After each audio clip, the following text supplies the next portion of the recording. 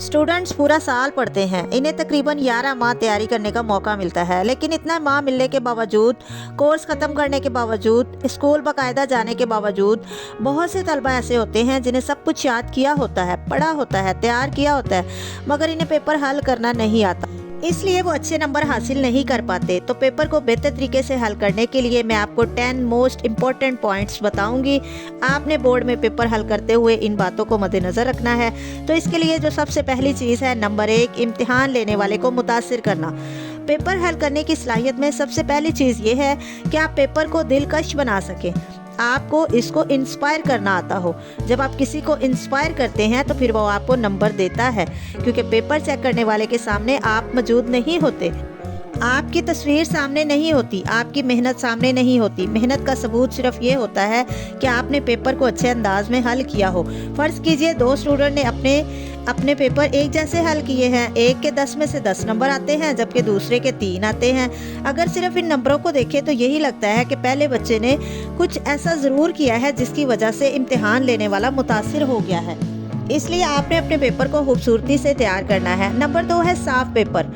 इम्तिहान लेने वाला इस तालिब इल्म को ज़्यादा नंबर देता है जिसका पेपर साफ़ होता है। तलबा ने पेपर इस तरह किया होता है कि खुद इन्हें भी समझ नहीं आता कि उन्होंने क्या किया है। अगर वो खुद पढ़े, इसको गौर से देखे तो इन्हें खुद समझ नहीं आएगा। अगर आप अपने पेपर को खुद ही समझ नहीं पा रहे तो पेपर चेक करने वाला कैसे समझेगा। साफ़ पेपर का ये मतलब नहीं है कि खाली शीटें वापस कर दे। साफ़ पेपर का मतलब है कि पेपर हल किया हो, हर चीज़ को साफ़ तरीके से लिखा हो, ओवर राइटिंग, कटिंग वगैरह ना की हो। अच्छा, तीसरा पॉइंट है हेडिंग और हाशिए लगाना। लाइक तालिब इल्म सबसे पहले पेपर के एक साइड पर मार्कर से लाइन लगाता है, इसे हाशिया कहते हैं।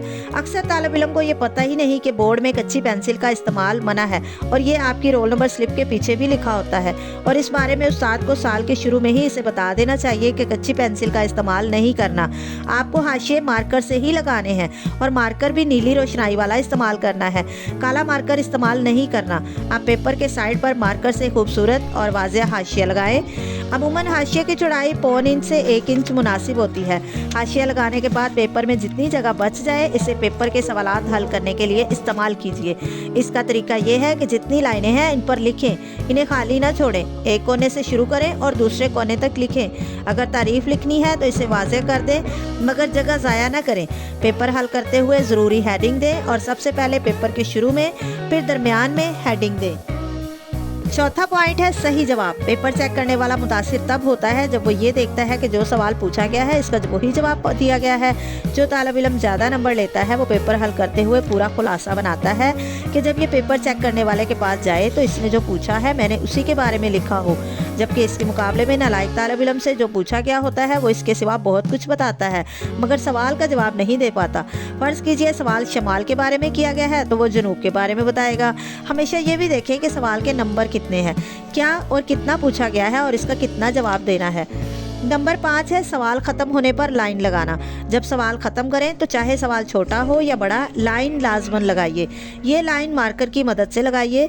इसकी वजह यह है कि जब आप लाइन लगाते हैं तो ये अलामत है इस बात की कि आपके सवाल का जवाब ख़त्म हो चुका है। बसा औक़ात पेपर चेक करने वाला तेज़ी में चेक कर रहा होता है तो वो दो सवालों को एक समझकर चेक कर देता है, और अपने जवाबात को लाइनों के ज़रिए वाज़ेह कीजिए ताकि चेक करने के लिए आसानी हो। नंबर 6 है गैर ज़रूरी जगह छोड़ना। कई तलबा सवाल के लिए 2 लाइनें इस्तेमाल करते हैं और नीचे सारा सफ़ा खाली छोड़ देते हैं। चेक करने वाला इस चीज़ को कभी भी पसंद नहीं करता। अगर 50% से ज़्यादा सफ़ा इस्तेमाल हो गया है तो फिर तो खैर है, लेकिन अगर इससे कम इस्तेमाल हुआ है तो इसको अगले सवाल के लिए इस्तेमाल में लाइए। नंबर 7 है जवाब देने की तरतीब। जब भी पेपर हल करें सबसे अच्छा सवाल जो आपको आता हो वो दूसरे नंबर पर करें, जो दूसरे नंबर पर करना है वो पहले नंबर पर करें, क्योंकि चेक करने वाले के जहन में ये बात होती है कि पहला सवाल अच्छा ही होता है, इसलिए जो दूसरे नंबर वाला सवाल आपने पहले नंबर पे किया होगा इसके नंबर भी पहले सवाल जितने आएंगे। दूसरी बात, जब चेक करने वाला ये देखेगा कि इसका दूसरा जवाब भी बड़ा ज़बरदस्त है तो वो ये समझेगा कि ये लाइक स्टूडेंट है। जो सवाल आपको सबसे कम आता है इसे तीसरे नंबर पर कीजिए, आखिर में ना कीजिए। आप थोड़े नंबर और लगवा लें। बेतरतीब के हिसाब से तीसरे नंबर वाला चौथे नंबर पर करें। इसकी वजह यह है कि आपका पूरा पेपर तरतीब के साथ हल हो जाएगा और ये पूरी एक नफ्सियात है, इसे सीखें। नंबर 8 है आसानी पैदा कीजिए। हमेशा पेपर चेक करने वाले के लिए आसानी पैदा कीजिए। अगर कोई चीज़ रह गई है और आपको कहीं और लिखनी पड़ गई है तो इसकी निशानदेही वाज़ेह तौर पे कीजिए कि यहाँ लिखी है। अगर कोई चीज़ काटनी पड़ गई है तो इसकी लाइन की दोनों साइड पर क्रॉस लगाइए और जो लिखा हुआ है इस पर हल्की सी लाइन लगा दें। ये गलतियाँ ज़्यादातर उनसे होती हैं जिन्होंने वक्त पर टेस्ट नहीं दिए होते। बोर्ड के पेपरों की अच्छी तैयारी स्कूल कॉलेज के टेस्ट देकर होती है। तलबा तमाम निसाब पढ़ लेते हैं, याद कर लेते हैं, मगर टेस्ट नहीं देते। जो बार बार टेस्ट देता है इसके लिए बोर्ड का पेपर देना आसान हो जाता है। ये आदत बनाइए कि पेपर करने के बाद दोबारा पढ़ना है। इससे ये फ़ायदा होगा कि अपनी गलतियों का पता लग जाएगा और कमी बेशी होगी तो वो दूर करना मुमकिन होगा। जो आदमी अपना एहतसाब करता है दुनिया इसका एहतसाब कम करती है। जो अपनी गलतियाँ खुद ठीक कर लेता है दुनिया इसकी गलतियाँ कम ही निकालती है। अच्छा, अब हमारा 9वां पॉइंट है इंक पेन का इस्तेमाल। अक्सर तलबा सारा साल लेड पेन इस्तेमाल करते रहते हैं, कई तलबा बॉल पॉइंट इस्तेमाल करते रहते हैं, कई मार्कर इस्तेमाल करते हैं, जबकि बोर्ड के पेपर में सिर्फ इंक पेन के इस्तेमाल की इजाज़त होती है।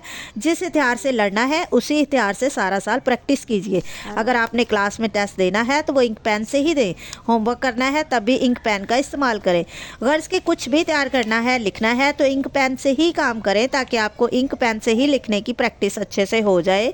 यूँ आप बोर्ड के इम्तिहान में आसानी के साथ इंक पेन का इस्तेमाल करने के काबिल होंगे कि जहाँ एक एक नंबर की आपके लिए बहुत अहमियत होती है।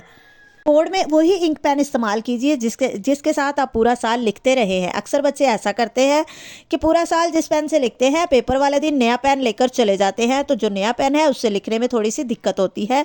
तो आपने जिस पेन को पूरा साल इस्तेमाल किया है वही आपके साथ रवानी के साथ चलेगा, तो आपने उसी पेन को इस्तेमाल करना है।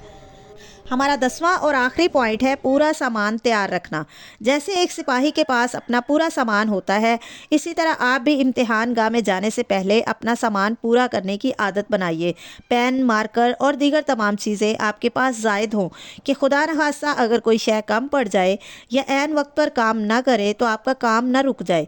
जो बच्चा पूरा साल अकेले बैठकर पेपर की तैयारी करता रहता है कि मैंने ऐसे तैयारी करनी है, क्या क्या चीज़ें साथ रखनी है, वो सारी चीज़ों का ख्याल करता है, फिर इस तालिब इल्म के ज़्यादा नंबर आते हैं।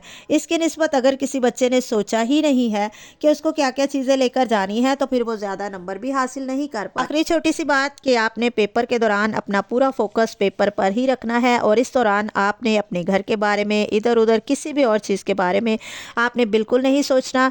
इसकी वजह यह है कि जब आप कोई चीज़ याद करते हैं तो आपका दिमाग किसी और तरफ चला जाता है, तो इसका मतलब है कि आपने अच्छी तरह फोकस की प्रैक्टिस नहीं की, क्योंकि फोकस बजाते खुद एक प्रैक्टिस है। जब आप एक काम बार बार करते हैं तो आप इसमें एक्सपर्ट हो जाते हैं। फोकस प्रैक्टिस से ही आता है। आप इन चीज़ों को अपनी ज़िंदगी से निकाल दें जो आपकी तवज्जो दूसरी तरफ मबजूल कराती हैं, जैसे टीवी देखना, सोशल मीडिया का बहुत ज़्यादा इस्तेमाल वगैरह। तो इसका सबसे बेहतर तरीका यही है कि जब आपके इम्तिहान में आखिरी 2-3 माह रह जाएँ तो इस दौरान आप अपना पूरा फोकस जो है वो सिर्फ इम्तिहान की तैयारी पर रखें और इसके अलावा तमाम चीज़ों को बिल्कुल भूल जाए। वीडियो पसंद आए तो लाइक ज़रूर कीजिएगा और मेरे चैनल को ज़रूर सब्सक्राइब करें ताकि मेरी आने वाली हर इन्फॉर्मेटिव वीडियोस आप तक बर वक्त पहुँच। मिलते हैं नेक्स्ट वीडियो में, तब तक के लिए अल्लाह हाफिज़।